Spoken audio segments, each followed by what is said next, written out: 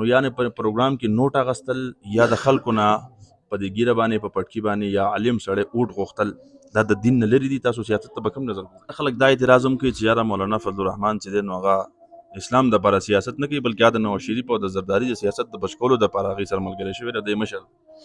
لکه زه به خاص کر ذکر وکړم چې مفتی ندیم صاحب یا چې کوم د مفتی منیر شاکر صاحب وفات شو هغه بار بار د مناظرو چیلنج او دلته او الته علماء له داسې اوپن مناظره کول چې هغه پبلک دپاره د یو دغه مشکل جوړیږي او پبلک هغې کې په اشکال کې انخلي.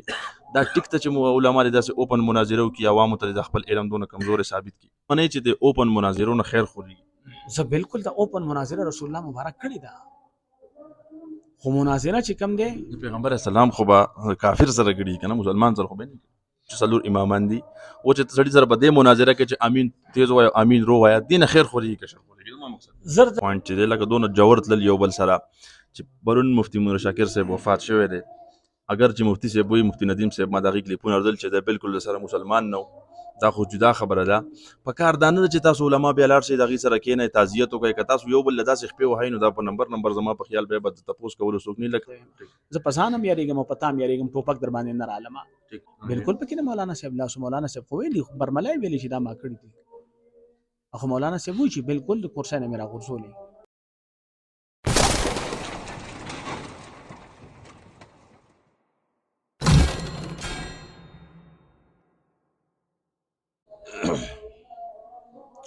بسم الله الرحمن الرحیم. السلام علیکم ورحمۃ اللہ وبرکاتہ. قدرمنو کتونکو تاسو ګورئ همدم ټي وي. زه ستاسو کوربه شفیع الله پروګرام عام نظر سره یو ځل بیا ستاسو خدمت کې حاضر یم. دا وخت موږ ناست یو کډونو اشاړو کې او د ختم القرآن یو ډېر بهترین تقریب په مدرسه حلیمه سعدیه کې چې دا وخت روان دی او په دغه پروګرام کې مشر میلمه د سرسدي شب قدر نه راغلی ډېر محترم مولانا رحمان الله حقاني صاحب موږ سره ناست دی. ماشاءالله خبرې اترې به ورسره کوو. یو موقع خدای په لاس راکړه انټرویو کوو. مولانا صاحب ډېره زیاته مهرباني ستاسو د ټایم د راکولو شکریه او شانګلې ته بیا خصوصا کډونو ته په راتګ تاسو ته هرکلی وایم. وعلیکم السلام ورحمۃ اللہ وبرکاتہ. ډیره مهرباني الله تاسو جزای خیر درکړي او تاسو یو جهان مننه چې تاسو مونږ سره چې کم دی سلګ ډیره مرکه کول غواړي. اگر چې زه په دې شروع کې ډېر ماهر نه یم خو به هر کیف الله دې وکړي چې تاسو څه پړی چې د هغې مطابق موږ چې کوم دی څو خبرې تاسو سره وکړی شو. زما په خیال شاید که تاسو اول ځل نه خو بیا هم زما یقین دی چې اول ځل د داسې غرونو ته راختل شنګلې ته راتلل رالی په څنګه درته محسوس شو دا غرونه او دا شنګلې ته خلک؟ الله دې تاسو ته جزای خیر درکړي. څنګه چې تاسو وفرمایل چې را لومبی ځل باندې داسې غرونو ته ختل نو یقینا چې دا خو زندګي ده بارها او ډېر کله ته موږ تلي یو پروګرامات داسې د غرونو په دې څوکو باندې په دې سختو لارو باندې الحمدلله دا د الله احسان دی او دا د الله رب العزت کرم نوازي ده چې د غره ته راشو په دې یو نیت باندې راشو چې موږ سره څه لږ ډېر د استادانو امانت را سره چې هغه موږ د خلکو ته مخې ته کیدو نو په دې د الله نه خوشحاله یو الحمدلله د دې نه سختو ځایونو ته تلي او صرف د الله د دین د خدمت لپاره. اورنه تاسو دا کوم او اکثر زما دغه تاسو د علماو نه تاسو نوم سره حقانی لیکل شوی ظاهره خبره تاسو باقانه نه فارغ یې کم سن کې فارغ شوي او ابتدا نه اول تر اخر پورې سبقونه څنګه ویل شو د شروع کې کم دغه سبقونه استادانو کې مسوک د یاد دي؟ زما خو ابتدایي سفر دا چې کوم دی د ضلع مومن کې یو مدرسه وه د علوم اسلامیه د هغې محتوي مولانا سمیع الله صاحب ابتدا کال مې هلته تېر کړی. بیا مې جامعه محمدیه چې د هغې محتمم زمونږ شهید اسلام شهید ملت اسلامیه حضرت قاری کاک نواز شهید رحمت الله علیه او د هغې نه بعد بیا چې کوم دی سبق مې چې کوم دی په دارالعلوم رحمانیه شب قدر کې ویلی چې د هغې محتمم زبدة الصلحاء بقیة السلف حضرت شیخ الحدیث حضرت مولانا عبدالله شاه صاحب دامت برکاتهم العالیه دی چې زموږ ډېر قابل قدر د شب قدر د علماو مشر دی. بیمار دی الله رب العزت صحت کامله عاجله دایمه مستمره نصیب وګرځي. بیا د هغې نه بعد حقانیې ته رالم بیا پنجاب ته لاړم تخصص مې پنجاب کې وکړو او بیا چې کوم دی خپله علاقه کې لګي بس مدرسې سره وابسته یو طالبان سره ناسته پاسته کوو. دغه تپوس ما الله پاک دې وبخي مولانا توجه صاحب چې کوم حقاني صاحب زردر علي حقاني صاحب دغه نه مې هم کړی چې یاره ملګري لګیا و چې شیخ صاحب دلته راغی او مطلب دا دی نه مخکې بل ځای هم ستاسو پروګرام و بیا تاسو وختي په خپله مو وایي چې یاره کور ته به واپسۍ نه بعد شاید چې بیا زه به سفر لاړ شم او څلور پنځه ورځې نه یم ژوند ډېر مصروفه نه دی ډېر زیات ګران نه دی تکاوټ نه محسوسوئ ډېره زیاته ګرانه ډیوټي تاسو په خپل سر نه ده اخیستې؟ دا زمونږ خوښه خو نه ده چې موږ یې په سر والو. دا د په دې دنیا کې کم یو داسې کس دی چې هغه دا غواړي چې زما بچی دی چې کم دی بېدینه وي. د هر مور او پلار تمنا دا ده چې زما بچی دی دینداره وي، دا د مونځګزاره وي، دا د جمع په ړومبني صف کې ولاړ وي، دا د اذان کولو والی، دا د تلاوت کولو والی. خو دا خو انتخاب خداوندي دی. نو تاسو سوال دا چې یاره تاسو په خپل سر اغوستې، موږ په خپل سر نه ده اغوستې. دا الله رب العزت انتخاب کړی دی، او چې کله الله پاک د یو څیز انتخاب وکړي نو الله رب العزت یې اسانوي. او ټیک د ستړیوالی پکې دی، خو زموږ د مشران وایي دنیا دی د ستړي کېدو ځای، د راحت او د آرام ځای، خو الله غوښتله قبر دی. نو بیا به د لږ زندګي د دې کې ستړیوالی دی، نو د راحت چې کوم دی ژوند دا زندګي ده، مرګ د اختتام د زندګۍ دی. په دې پوه شوئ؟ نو بیا چې کوم دی د مرګ نه پس قبر دی، نو قبر کې سړي ته راحت او آرام به وي که الله وغوښتله. خو د الله فضل و کرم او د الله احسان و را سره، او الله غوښتله چې موږ په قبر کې آرام وکړو، نو ټیک ده چې دا لږ ستړي به وکړو، انشاءالله العزیز قبر کې به آرام وي. الله دې وکړي چې زمونږ د ټولو مسلمانانو د قبر د آرام زندګي نصیب شي.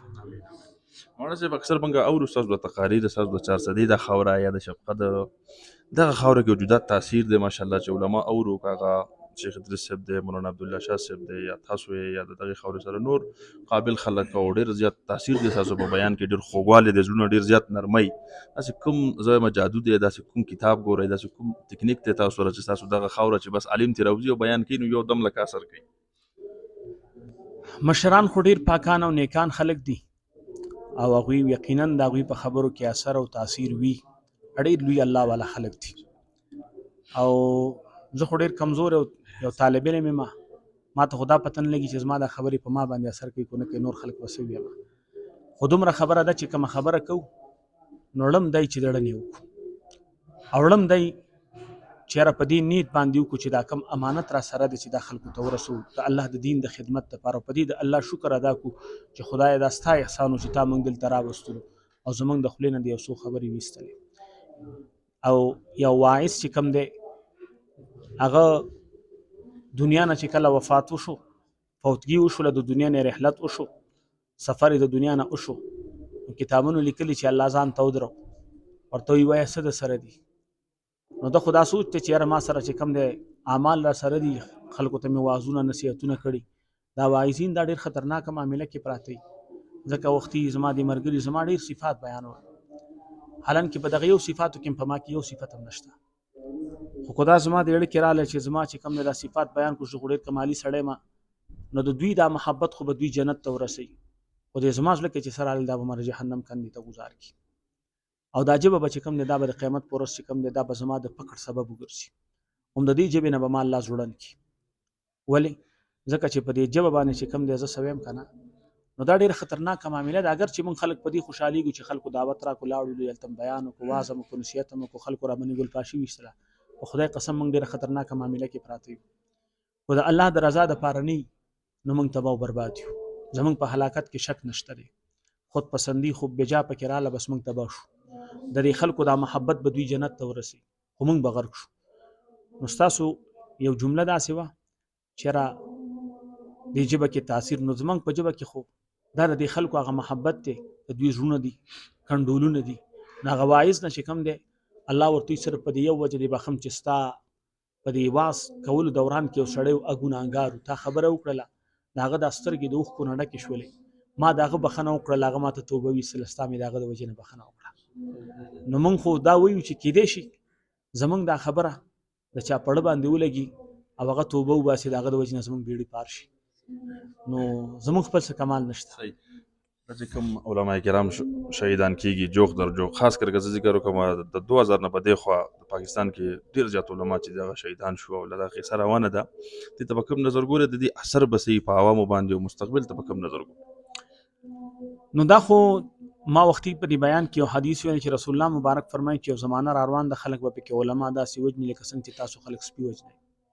رسول الله مبارک په ابتدا د اسلام کې خلکو ته صحابه او تسبیح چی نه وجنئ، صحابه به ګرځېدل چې سپی به لیده وجه به بیا ورته حضور مبارک څه وخت پس ویل صرف تور سپی وجنئ، بیا به هغوی تور سپي پسې ګرځېدل. بیا رسول الله مبارک فرمایل زما د سپو سره څه دښمني ده، پرېږده چې ګرځي، الله مخلوق دی.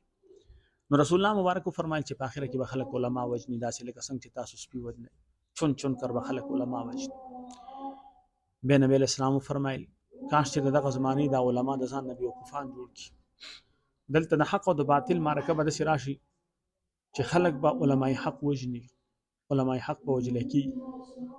چې کله علماء حق ختم شي نو به خلک چې کم د تپوس کوي د چانه د مسلې تپوس پکې د بی علم نه، نو چې د بی علم نه تپوس کوي دا بی علم خو په خپل گمراه دي، خو دا نور خلک هم گمراه کوي، او چې دا نور خلک هم گمراه کوي نو چې کله علم والا ختم شي او قیامت ته قرب قیامت ته به الله پاک چې کوم دی علم ختمي، خو علم به داسې نه ختمي شي کتاب نه پاڼې ختم شي یا د کتاب نه بټي کې ختم شي، نه، علم به ختميږي د علماو په قبض کېدل او د علماو په ختمېدل باندې. نو چې علم ختم شو گمراهي به راشي، چې گمراهي راشي الله پاک په چې کوم دی قیامت قائم کوي. ځکه قیامت خو الله په نیکانو نه راولي، قیامت خو به الله راولي په اشرارو باندې شریرانو باندې. نو چې تر څو نیکان پاکان موجودي قیامت باندې قائميږي، والله خو نظام دی، قیامت خو به خامخا راولي. نو چې قیامت راځي نو د قیامت نه مخکې به نیکان د دنیا نه ځي، به دا د قیامت علامات دي. په دې پوه شئ دې د وجې نه چې کوم دی او تاسو وایئ چې راتلونکي حالات ته، نو راتلونکي حالات دا دي چې کله خلک علما پرېږدي نو د بېدینۍ ښکار کېږي. نن موږ وینو زموږ نوجوان نسل د بېدینۍ ښکار دی. په دې پوه شو زموږ نارینه زموږ زنانه دا د بېدینۍ ښکار شوي دي. تاسو ګورئ اوس چې کوم دی داسې خلک دي چې ډمتوب کوي، هغه ناست دي ټوله میاشت چې کوم دی په رمضان کې ډمان چې کوم دی خلکو ته د اسلام تشریح کوي. اوس د اسلام تشریح چې ډمان کوي یا هغه سړی چې بې ادبي د معاف وي چې د هغه کردار هغه چې کوم ټول دنیا ته معلوم وي، لکه پرې پېښور کې یو دی په دې پوه شي تور پټکې په سر کړی او غټه کیرې پرېښې د هغه هم کاغذ روالي ما ته خلکو دا سوالات را لېږلي. اوس دا کومه زمانې ته موږ پاتې شو. اصل وجه دا ده چې موږ خلکو خپل علماو باندې اعتماد پرېښی دی، او په علماو باندې اعتماد پرېښودل دا د دې قوم د هلاکت لپاره کافي دي. چې کله علماو باندې اعتماد، تاسو دا خبره معذرت کوم، تاسو دا خبره کوم، تاسو علما باندې د خلکو اعتماد پرېښودی دی. علما هم په ډېرو مختلفو فرقو کې تقسیم شوي دي حضرت صاحب، او د عوام هم په یو الجن کې اخته کړی دی چې یاره چا پسې لاړ شو. لکه زه به خاص کر ذکر وکړم چې مفتی ندیم صاحب یا چې کوم د مفتی منیر شاکر صاحب وفات شو، هغه بار بار د مناظرو چیلنج او دلته او الته علما ول داسې اوپن مناظره کول چې هغه پبلک لپاره د یو دغه مشکل جوړیږي او پبلک هغه کې په اشکال کې انخلي. دا ټیک ته چې علما داسې اوپن مناظره کوي عوامو ته د خپل علم دونه کمزوري ثابت کی. تاسو یو خبره چیرې د علماو کې دا خلک ډیر شو کنه، دا خو د رسول الله مبارک حدیث مبارک دی. رسول الله مبارک فرمایي چې زما په امت کې بدري وډلې پیدا کیږي. اوس پاسې شو د مناظري خبره چې پبلک ته اوس چې کله گمراهي عام وي او دا غي صدباب بم عام کول پکاري. اوس کو یو سړی چې کوم دی گمراهي عام خوريږي او زاغه سره کوټه کې کینې موغه ته چې کوم دی کوټه کې وي مچلکه ته قلار شه. اوس ما ته خلک کوئی چې مولوی صاحب هغه لګي دی او زما د دې پټ نه خو ته نه خبر کنه، داغه د عام چې کوم لګي دی گمراهي غوري داغه نه ار سړی خبريږي او کوزاغه سره پټ کې نه استمناغه نه وسو خبريږي. داغه د شر په پته څنګه لګي چې دا د چې کوم د شر نه نقصان ولاړي. او بل خبره دا چې قتل پکار دي کنه چې دا عالم سوی اوس یو سړی و چې صرف قرآن منم، یعنی تاسو دا منئ چې د اوپن مناظرونو خیر خوري. زه بالکل دا اوپن مناظره رسول الله مبارک کړی دا، خو مناظره چې کم دی پیغمبر اسلام خو به کافر سره کړي کنه، مسلمان سره خو به نه. نو ټیک دا کافر سره کړی دا، نو کفر چې کم دی چې مثال په تور باندې کافر سره مناظره اوپن کیږي چې مسلمان د کافر کفر خو ښکارا دی. اوس یو سړی مسلمان دی او داغه مسلمانۍ په جامه کې سړی بی دینه کوي، اوس ته ما ته دا و چې دا ډېر نقصان دی، کافر ډېر نقصان دی. صرف مقصد مې دا دی چې اوس یو سړی ته وایي چې لاسونه دلته کېده امین په تیز او امین په سلو وایه، دغه هم دغه دی که نه امام زمونږ دغه هم موږ منو چې څلور امامان دي. او چې سړي سره په دې مناظره کې چې امین تیز وایه امین رو وایه دې نه خیر خوري که شر خوري. زما مقصد زر ته خبره کوم تاسو وایي چې امین تیز ویلو او امین چې کوم سلو ویل. زبر ته خبرو کوم چې کله ما خو تاسو ته خبرو کړ چې یو دعوت یو سړی ورکړي، یو سړی ما ته چې ته امین وایا او په تیز باندې وایا. اوس چې دا ما ته وی چې دا امین په تیز باندې وایا، نو زه دا تاسو کوم چې را دا زه کم امین سلو وایم، نو دا د سنت خلاف دی. خدا د سنت خلافي او دا مال دعوت راکې خو به ټیک ده، او کو نه زه چې کوم مونږ کوم دا ټیک ده. دلته دا ټوله علاقه په دی یو دغه باندې لګیا ده، د ټوله علاقې کې اتفاق ته چې څوک امین نه وي. اوس یو سړی راځي په دې چې کوم دی امین چې کوم دی وي نو د دې سړي نه تپوس کول پکار دي چې دا خلک غلط دي کو صحیح دي. کو دا ورته صحیح وي ټیک ده چې ته په یو بل عمل کې امین پتی زبان دی وي. اولنۍ خبره خدا ده چې دا کم سړی دلته امین وي دنه دا تاسو کو چې تکم امام پسې شي چې هغه امام منی مو کو نه منی. هغه امام منو خو به ټیک ده، کوئی امام نه منو لکه یو سړی دی کنه زمونږ د استادان مثال ورکي. یو سړی باغ ته لاړی، هغه باغ د شلتالانو باغ دی، تاسو په دې سواد کې شلتالان ډیر دي کنه. شلتالانو باغ ته لاړی، یو د باغ مالک دی، یو د دې باغ د مالک نه اجازه تغستون کې دی پدې پوښ، او یو د دې باغ نه چې کم دی غل دی.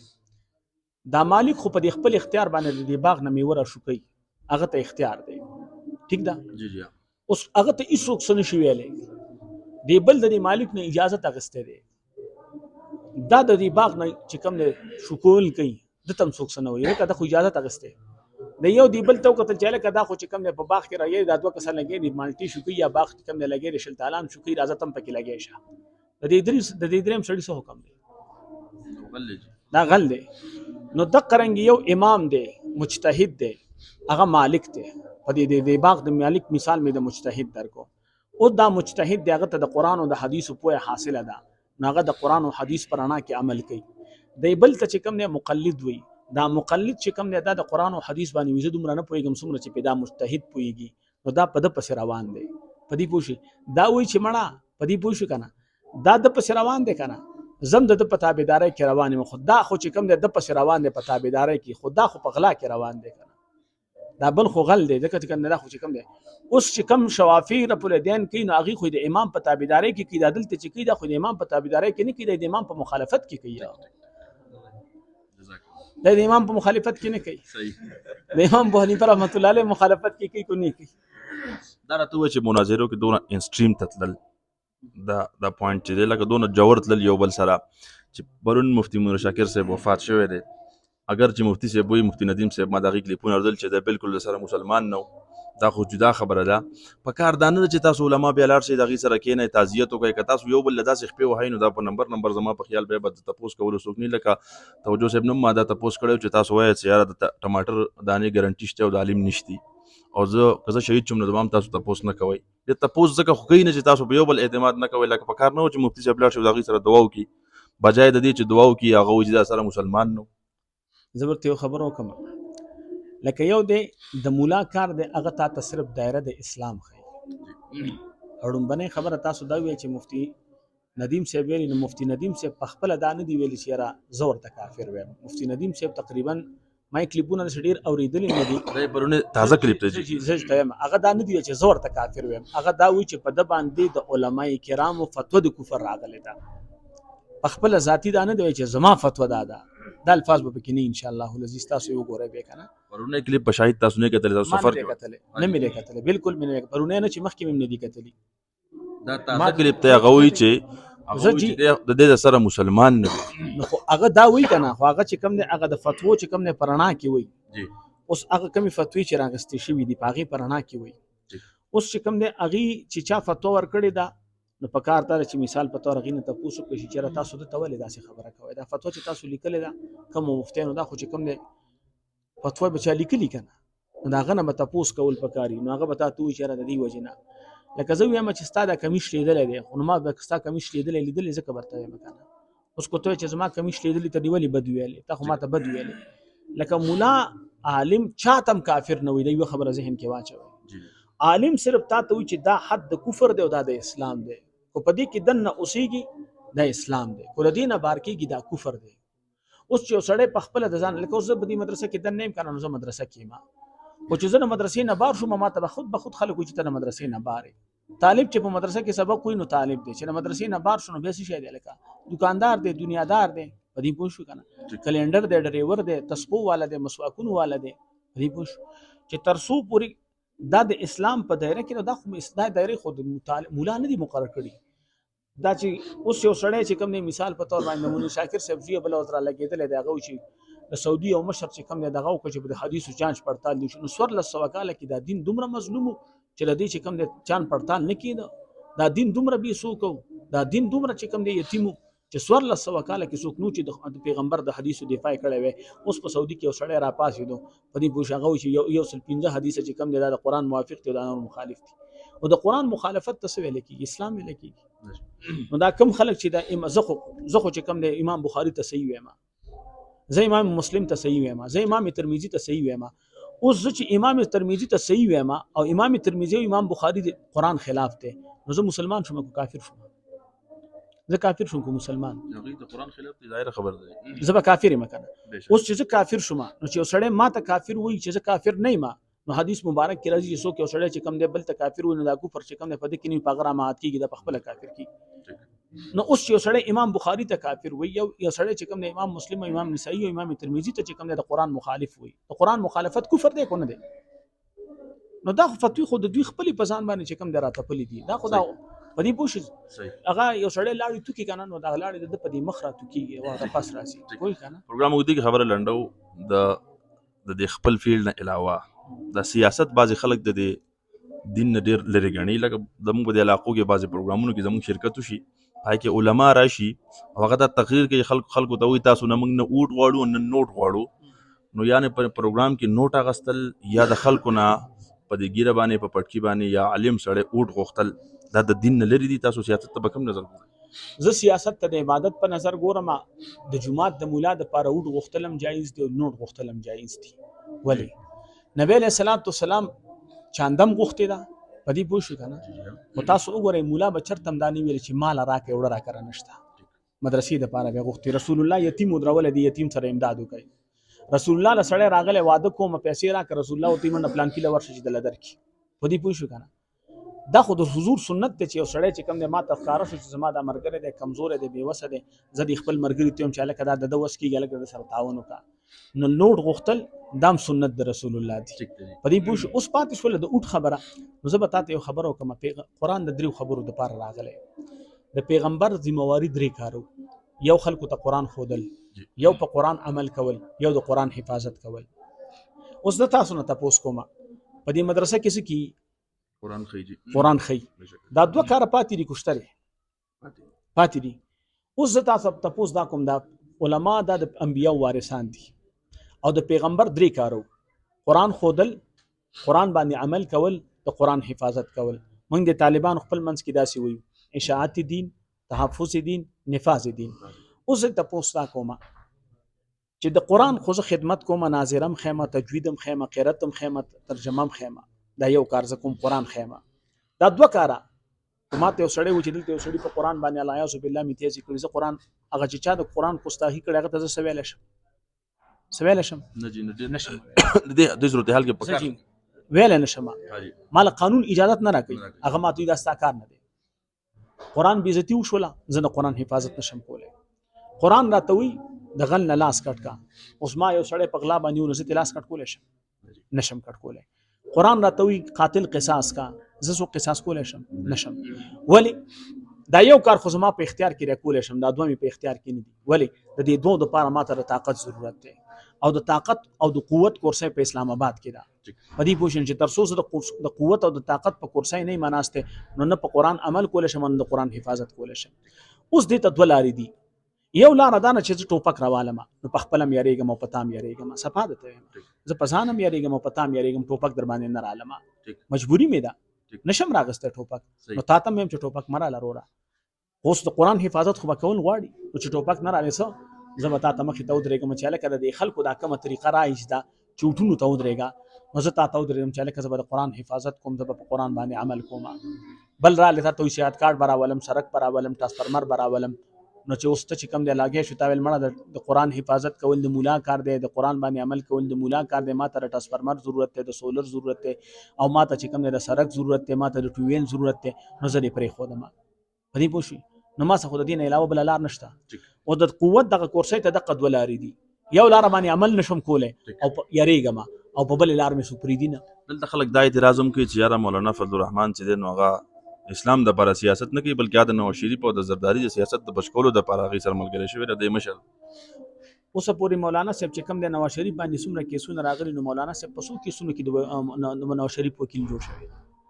عدالت ته تللی، د زرداري دپاره عدالت ته تللی، د ګواه په طور تللی، دفاع ولا کړي نو څنګه بچاو دی چې نه عدالت ته ولځي نه ولا دفاع کوي او د پیغمبر د عزت د ناموس مسله چې رااله مولانا صاحب جمعه عدالت ته تللی کو نه تللی نو چې د رسول الله د عزت د پاره عدالت ته لاړې نو دا د اسلام د دفاع ده او د ختم نبوت دفاع ده او کو د نواز شریف د زرداری دفاع ده خان صاحب چې غرزو شهباز شریف وزیر اعظم شو دی کې تاسو نه غواړئ چې مولانا صاحب لاس نو مولانا صاحب چې خان صاحب گزار کو د شهباز شریف نو مولانا صاحب چې هغه وخت کم جدوجہد کو پدې پوه شو بالکل پکې نه مولانا صاحب لاس مولانا صاحب خو ویلي برملای ویلي چې دا ما کړی دي اخو مولانا صاحب وی چې بالکل د کورسانه میرا غرزولې ویلي دي اوس ولې هغه سره اتحاد کوي او خوږی پستی خبره روانه اوس یو تاسو دا کوم چې مولانا صاحب په غوي جرګه کړو مولانا صاحب باندې غوي جرګي کوي هغه راځي جی نو چې هغه راځي نو هغه مولانا صاحب ته سوال کوي دا هغه نه تاسو کوي تاسو پورې مولانا صاحب ته غل ویل او ډاکو دي ورته ویلې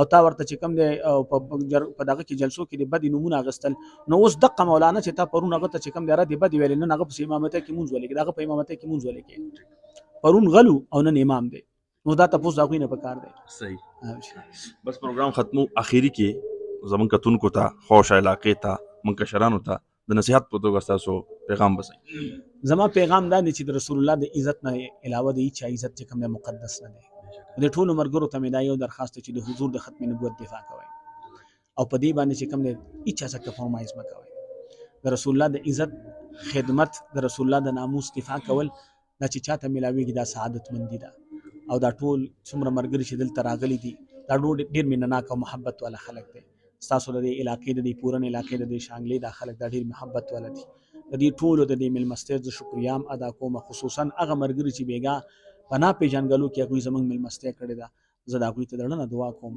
الله دې ټول علاقې د خلک او د تاسو د علاقې د خلک آباد او خاد وساتي الله دې تاسو د علاقې د قرنګ په امن باندې منور او مزینه وساتي مامور دې وساتي تاسو د علاقې کې امن او د خوشحالي دې الله برقرار راولي او الله دې په برکت باندې زمونږ په ټول ملک کې امن او خوشحالي راولي جزاک الله قدرمنو کتونکو تاسو پروګرام وکړو مولانا رحمان الله افغاني صاحب دا وخت موږ سره شنګله کې او بیا په کډونو کې ناسو انټرویو موږ وکړه تاسو هغه تاسو چې کوم تاسو په ذهن کې واغه ته موږ کې خو ماشاءالله جوابونه تاسو اوریدو تاسو خپل رائے اظهار په کمنټس کې کولای شئ خو د مولانا توجه سره خبره بیا ساتي چې کنټرول نه بزان ساتي ځکه زموږ تربيت داسې نه شوی خپل کمنټس کوي د دلایل په دغه کې کوي پرانا کې کوي خپل ګور بشه په الله تور کې اجازه ته ګورم دم چې بدل الله پامه